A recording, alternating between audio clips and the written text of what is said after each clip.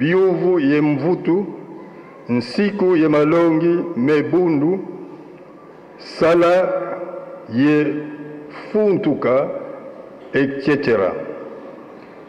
Ainsi que de nombreux documents et articles, exemples, Manyongo, etc. Son éminence Dialungana Kiangani Salomo succéda à son jeune frère Diangena Kuntima Joseph et devint le deuxième chef spirituel et représentant légal de l'église kimbangiste, faisant la transition entre la première et l'actuelle période du kimbangisme. En cette qualité, il réalisa de nombreuses œuvres telles que l'initiative et l'exécution de la cité d'Enkendolo pour le retour prophétisé des Afro-Américains, la création de l'université Simon Kimbangu, l'achèvement des travaux de l'amphithéâtre Mamamouilou, la translation du corps de Maman Kinzembo de Boma pour le mausolée d'Enkamba Nouvelle-Jérusalem, l'inauguration du temple du centenaire à Lubumbashi, au Katanga, etc., etc. Décoré à la Légion d'honneur par le président de la République démocratique du Congo, il voyagea dans les trois Congos et en 1981 en Europe, en Belgique. Détenteur de très grands secrets spirituels, Papa Dialungana Kiangani Salomo se révélera au monde comme Papa Diangenda nous l'avait promis, qu'il est le Christ attendu. Voilà sa vraie dimension spirituelle.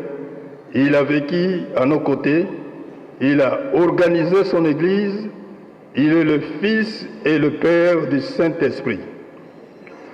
Lors de leur blague, ses deux frères, Papa Kisolokele Lukelo Charles et Diangena Kuntima Joseph, l'avaient surnommé Mawawa.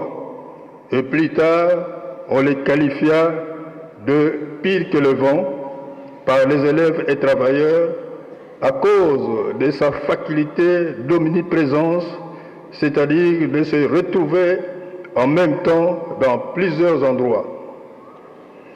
Il avait prédit la date de sa mort. Il entendait et comprenait le langage des animaux domestiques qui venaient se plaindre chez lui et confondait les accusés comme les tricheurs et les menteurs. Il guérissait les malades, libérait les captifs et les possédés, ressuscitait les morts. Il a versé son sang le 12 novembre 1964 à Mankina, district de Lukaya, l'accident à Kikulukuta, district de Lukaya, le 28 septembre 1985, et l'accident à Kwakwa, dans le Mayombe, en 1986. Homme Dieu, divin enseignant avec des proverbes, comme il le faisait avec des paraboles chez les Juifs, on se souviendra de ses enseignements tels que Mbi Kaisa Ntswanga Ko, Salukia Nzambi Makesa Kisosanga, Kani Kuyididi Kia Kaka Kukia, etc.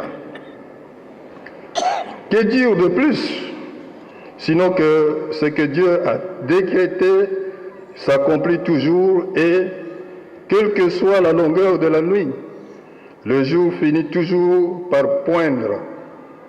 Aujourd'hui, Dieu agit en notre faveur, tournant sa face vers nous, Africains, Noirs, opprimés, et nous a parlé par la bouche de son Fils, le Christ vivant parmi nous. Le monde entier a compris que le 25 mai, date de naissance de Papa Dialungana Kiangani Salomo, est la vraie Noël, naissance du Christ. Et qu'il n'est pas venu pour le seul Congolais, mais pour le monde entier.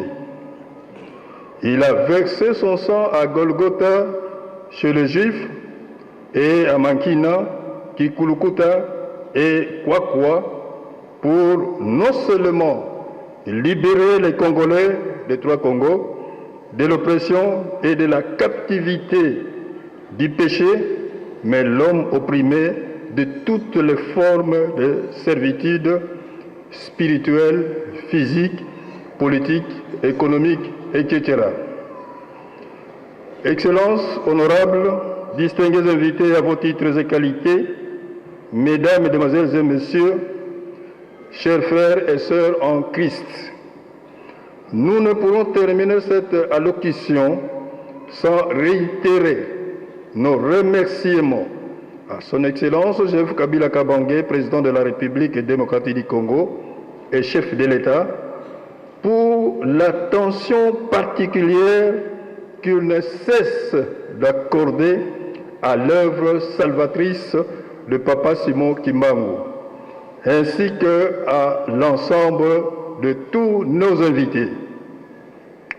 À tous ceux qui, de près ou de loin, soutiennent l'œuvre de l'envoyé spécial de notre Seigneur Jésus-Christ, nous disons merci.